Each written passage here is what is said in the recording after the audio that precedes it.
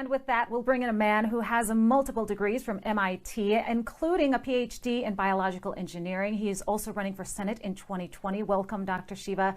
So nice to have you on the show today. Great to be here, Christina. Hope you're well. Absolutely. Okay, so we've all been held as a captive audience, right? Watching President Donald Trump handle the coronavirus outbreak, the situation. He has received both praise and criticism. What do you think? How has the president handled the outbreak? Well, he's handled, as the best he could, given the fact that he's surrounded by sharks and people who are not really advising him well on the science side of it. What I'm talking about is Fauci. And that's what's unfortunate because, the president went through the Russian collusion nonsense that he had to go through. Then he had to go through the impeachment thing. And now he's having to deal with this coronavirus. And unfortunately, this guy Fauci has been in this environment for nearly 4 decades across multiple presidents. And he's essentially embedded into the scientific establishment, which has created an unfortunate lie about the immune system and an unfortunate lie about the solution to something like this called the coronavirus, or more importantly, infectious disease, without any real emphasis, which is a real issue, about the fact that it is a overactive, dysfunctional, weakened immune system that overreacts, and that's what causes damage to the body. And unfortunately, Fauci has not talked about that because the truth of that leads to a solution which has nothing to do with mandating vaccines and shutting down the country. And that's what's unfortunate. Absolutely. And I'm glad you said solution. I'm going to get to that a little later in the discussion. But many people, you are talking about Dr. Fauci right now. Many people are questioning both Dr. Fauci and Dr. Birx when it comes to these models that continue to change and their motives, which you kind of touched on a little bit. What is your take on these doctors that are advising the president and why they're advising him the way that they are? Look, if you look, Christina, at the typical MD, many of them go into wanting to become a doctor out of some noble service. But fundamentally, the medical school education is really a big pharma medical education where the doctor is really trained, if this, then this. And the then is typically a pharmaceutical drug or some harsh medical intervention. Now, if you look at someone like a Fauci and Birx, they're sort of at the top of their quote unquote game, which means they're highly embedded into the big pharma model of medical education and the big pharma model of what the solution is. And that solution is typically a direct line from this disease, find typically a virus or a bug, and then recommend a vaccine or some harsh chemical solution. And most of that has to do with profiting the very, very big pharma companies. And so if you look at someone like Fauci, he's a guy who architected the big lie that HIV is responsible for AIDS. And it's a much deeper discussion, but he built his entire career on that, not talking about the fact it's the suppression of the immune system. When people's immune system gets suppressed, you can react to all sorts of exogenous things coming in. So this gentleman, and by the way, he prides himself on connections with Hollywood and Elton John and all this. And I think there's a group trying to make him the sexiest man alive on people. But you're talking about a guy who's embedded into the deep state. And he's your typical example of the worst of the modern scientific establishment. Okay, well, let's take a look at this right now. H1N1, the swine flu, right? Back then, there was a completely different reaction to it. Dr. Fauci was in the administration at that time. President Barack Obama, he had a completely different reaction. Fauci had different recommendations that he's having now. Even the media coverage has been completely different from the swine flu now to the coronavirus. Why? Why do you see such a change? Well, look, if you take a systems approach forces you to integrate multiple pieces. There's a political piece here, there's a health piece here, and there's the economic piece here. In the case of Barack Obama, there wasn't a quote unquote overreaction, right? We didn't shut down the country. We had people, the media essentially protected.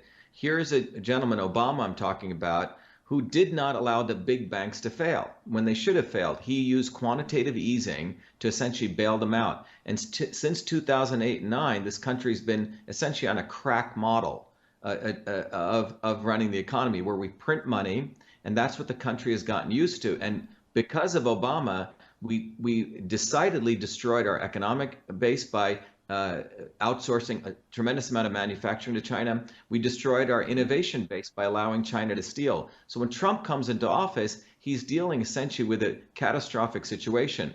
And I think Trump knew that what was going on with the Fed and with quantitative easing was going to destroy the economy of this country. So at best, what he was trying to do was save the economy by bringing back manufacturing, by protecting the intellectual property drainage in this country. However, when you have the level of things that he had to go through, I think the deep state's really effect was to hit him with this coronavirus. And what's the end goal? Well, as you just rightfully said, when Obama was running, you had nearly, I think, 60,000 deaths, right, with H1N1. Here you have close to maybe 10,000 deaths. And we don't even know what the numerator and the denominator are here, because they're blanketly assigning COVID-19 to people who may not even have it. And we're seeing a concomitant, number of, there's drop in pneumonia. So where's those drops? The people are getting the flu or in the flu season. So you have totally cooking of the books. And I can go more into detail on that. You have the cooking of the books. You have a political motive of the fact that the establishment elite did not want a guy like Donald Trump ever getting elected. And so he did get elected. So they've been reeling from that. And I don't think they want him to get a second term, nor do they want a guy like me to, win in Massachusetts. But given that, what you're looking at is a strategic move to essentially destroy the economy, as using it as a vehicle to impose not only vaccine mandates, which we could talk about, but also as an opportunity to suppress dissent and destroy freedom, as a way to curtail what a guy like Donald Trump can do, what people in America can do. And this has essentially been the modus operandi of people like Fauci for many, many years. But for him, this is a huge opportunity. And this ain't his first rodeo. This is his second rodeo if you go back looking at the HIV, AIDS, fake causality. You know what? You just brought up something about the death count, and I wanted to touch on that with you. We are hearing reports from doctors who are saying they are being instructed to count deaths as coronavirus deaths, even if the person died from a different condition, but at some point in time had contact with somebody who had coronavirus. Dr. Birx just came out and said they're classifying everybody with the virus as a death instead of dying from the virus as a death. Why do you think that they are classifying this way? Why do you think there's an exaggeration in the numbers here, if you think there's an exaggeration in the death count numbers? Look, what I do know is this, that the WHO, in conjunction with the CDC, is the one that decides what are called codes, diagnosis codes. Most people don't know, when you go into a doctor's office, a doctor looks at you, and in their IT systems, they have to say, okay, Christina has this or this. That is called a diagnosis code. That code, Christina, comes from the WHO. So for coronavirus, as I understand, they created two codes. One code was you explicitly, had a test and you had COVID-19. The other one was completely nebulous. Well, it sort of smells like that. Maybe he's got some chest pains, something so broad, but it was still under the COVID. The doctors in the United States received a letter from the CDC, as I have found out, that went to hospital administrators encouraging them to blur both of those codes. So if someone comes in, they have a pre-existing condition, someone with a chest pain, COVID-19, okay? And in fact, when someone dies, they do the test. Sometimes the test doesn't come back for 14 days. They're still putting COVID-19 on them. So they're increasing the numerator. And then as far as the denominator goes, we don't even know how many people actually have been infected, because this is, again, a flu-type virus. So the denominator could be massive. So you have cooking of the books for two reasons. Hospital administrators get money for the COVID-19 diagnosis, plus they also get kickbacks through what are called GPOs and PBMs for the ventilators. So there's a total collusion going on, and it's not at all about people's lives. So those critically ill patients, immediately they put them on ventilators. And as I've shared in one of my videos, the ventilators actually can burst and further damage the lungs, because the real issue here is the lungs are being filled with fluid, and the fluid is occurring because of the overreactive immune system, which can really be addressed by IV vitamin C, high dosage. And that is not in the discourse. In fact, 80 to 90% of the people go on ventilators are dying. So this is essentially a death sentence that they're putting people on. Wow, that is so interesting. Well, President Donald Trump said that the cure cannot be worse than the problem, and yet here we are. We continue to be on lockdown status. Do you think the economy should have been closed in the first place? And is this the new status quo anytime we see a new virus? It's a great question. In my letter to the president, which I sent on March 23rd, I said, look, we live in the era of personalized and precision medicine, which is an expertise of mine, which I get invited all over the world to talk about. What that means is one size does not fit all. You don't lock down everyone. That's what Fauci's model is. It's a medieval model of medicine. Mm-hmm. And so what we fundamentally have is the approach that we should be taking is taking the people who are truly immunocompromised, truly have COVID-19, fine, they should be isolated, boosted up with immunosupporting things like vitamin A, D, and C. Those of us who are well, we should be back to work. We should be running this economy. Okay, if you want to take something to support your immune system, do that, which should be the vitamin A, the D, etc. One of the two most disastrous things here are we're socially distancing people and hiding them. Go look at the research, a landmark study. When you isolate people, that is one of worse than the detriments from obesity, smoking, and heart disease. Social isolation actually leads to upregulation of inflammatory compounds in the body and downregulation of antiviral compounds. So you're basically increasing the person for viral infection by the amount of stress you're causing them from social isolation. And separate from that, we're telling people not to go out in the sun, which is vitamin D. Vitamin D is an antimicrobial. Mm-hmm. So this is essentially a recipe for actually hurting people, not really supporting them, but all brought to you under the rubric, and media says it over and over again, social distancing, flatten the curve. And this is sort of the nonsensical science that Fauci is expounding, and it's what needs to be exposed, and really what we really need to talk about if we truly care about public health is building up people's immune system. But that's not what Fauci and company are concerned about. Their model is big ag, which dirty air, dirty water, dirty food. They want people to consume not food that's healthy for them. And then the solution is vaccine mandates. Think about what's going to happen a year from now. When you go to get your driver's license, Christina, where's your vaccine card? And Fauci's already talking about that. Mm-hmm. Yes. Can you go to a gym? Oh, yes, he is. This is about developing a police state. I hate to use these very harsh terms, but that is what we're talking about, control of the individual. It's a very, very dangerous time, but it's also an opportunity for Americans to go back to our roots, which is freedom, which is basically listening to truth and basically starting to, take back what is really ours, which is our truth, freedom, and health. And Fauci's not about that. He serves the masters of Bill Gates, the Chan Zuckerbergs, the Clintons, the CDC, the WHO, and in fact, the Chinese. This is what we're seeing before in front of our eyes is exporting Chinese model of governance, top down, controlling the last oasis of freedom, which is our human body.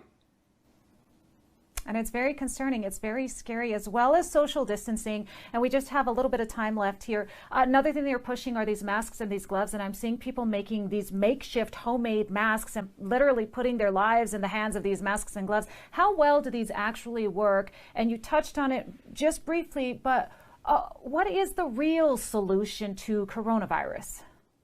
Look, the real solution, Christina, as any solution to any pathogen, we need to understand that the medical establishment, the pharmaceutical medical establishment for hundreds of years has built its entire foundation of always blaming a virus or a germ. Always. So when scurvy came around, remember scurvy when people's teeth would fall out and they had bleeding gums? Oh, it must be a virus. Well, it was deficiency in vitamin C 100 years later, when even people on the ground knew it. Mm-hmm. When pellagra came out, which was when people's skin and everything would get all dry, horribly dry, and like eczema, ultimate conditions. Oh, it must be the Italians who are coming over the ship. They're bringing some dirty germs, and we need to quarantine them. Well, it turned out it was a deficiency in niacin, so on. So what we're seeing here is the virus hunters, the bacterial hunters creating fear. So the real solution is, number one, is to recognize that the immune system is quite strong. We're actually a walking ecosystem of germs, 380 trillion viruses, 60 trillion bacteria among the 6 trillion cells. There's viruses all around us. The reality is a strong immune system always handles this beautifully. It's the weakened immune system. So all those masks and all this stuff, people didn't wear this for humanity, okay? The issue is, how do you beef up the immune system? As I wrote to the president, vitamin D. Vitamin D is an antimicrobial. Why do you think in many of these hot countries we don't hear any about this? Vitamin A, which is all from the rich leafy green, dark green vegetables and fruits. That supports your body to create keratin, cytokeratins through vitamin A, which protects your cells. So these are the two foundation pillars. Yet Fauci and Briggs do not talk anything about that, because a V in vitamin is an anathema for their vaccines. And same with the V in vitamin C is an anathema for their ventilators. You see, it's ventilators and vaccines. And this is big pharma. And these guys need to be fully exposed. And in my view, people like Fauci need to be indicted for a lot of serious scientific crimes. That's why when we put out this petition, Fire Fauci, I think close to 50,000 people have signed it in 48 hours. And at least we have close to 1,000 medical doctors from all over the world. Everyday people get this. In fact, the unfortunate handcuffed medical professionals get this. This is an opportunity, a huge opportunity, Christina. The real solution is for us to rethink how much governance and how much over-respect we give to MDs who unfortunately know nothing about the immune system. They don't study that in medical college or medical school. Excellent points there, Dr. Shiva. Thank you so much for joining us here on America's Daily Report and sharing your insight. We appreciate you.